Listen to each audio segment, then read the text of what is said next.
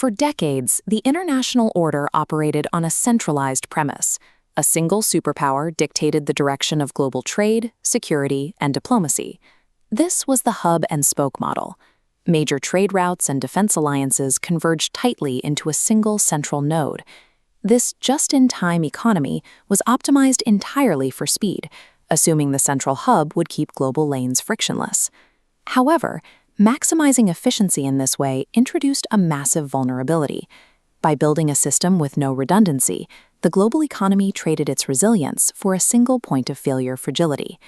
When the COVID-19 pandemic hit, the stress on that singular infrastructure became impossible to ignore. The sudden, localized lockdowns created a ripple effect that the centralized system wasn't built to absorb. Because the global economy relied on a few key regions for production, a single disruption paralyzed entire sectors. This effectively broke the just-in-time mile, as shipping lanes became clogged and supply chains snapped. These shocks accelerated a shift toward a new standard. We have moved into a multipolar world, where power is no longer concentrated in one place, but is diffused among several competing global nodes. Historically, global financial standards were the domain of the G7. These nations held a monopoly on setting the rules for international trade and development. That monopoly is being challenged by the rise of the BRICS alliance. This group is the primary driver of economic convergence, where developing economies grow fast enough to bridge the income gap with established Western powers. The data shows how significant this shift has been. When measured by purchasing power parity, the combined GDP of the BRICS nations has actually surpassed that of the G7. With this increased economic weight, emerging powers are finding ways to bypass Western-led financial leverage. They are moving away from traditional institutions like the IMF, which often attach specific political conditions to their loans. Instead, they are building their own autonomous infrastructure. The new development bank, for instance, provides a source of capital for infrastructure projects that is independent of Western oversight. Economic power is no longer centralized. Wealth and market influence have been distributed across a much wider global landscape. For decades, the United States was the primary engine of global innovation. If you wanted to find the cutting edge of technological invention, you looked to Silicon Valley. That tech edge is now a global commodity. Diverse centers of innovation have emerged worldwide, like Bangalore, which has become a dominant global hub for software development and IT services. In many developing markets, nations are leapfrogging traditional infrastructure altogether. Africa, for example, has become a world leader in mobile money and fintech solutions, pioneering technologies that are now being exported back to the West. Technology has transformed from a localized industry into a decentralized geopolitical asset.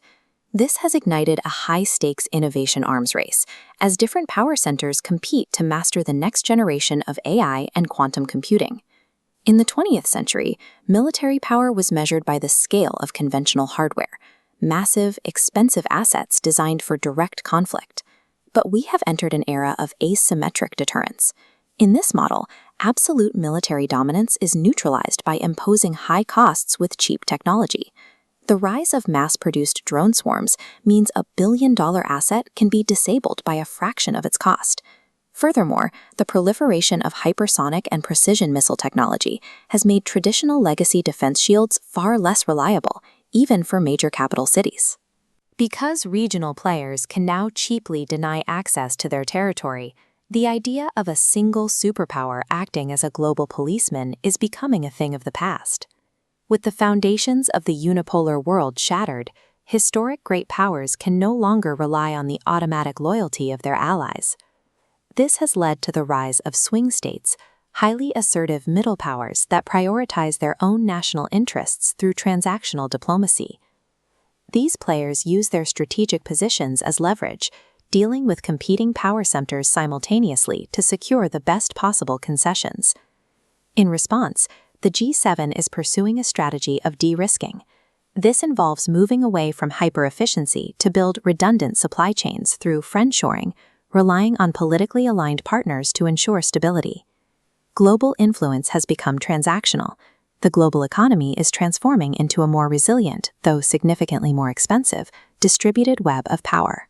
Because modern power centers have such divergent economic priorities and domestic constraints, reaching a universal consensus has become a slow and often impossible task.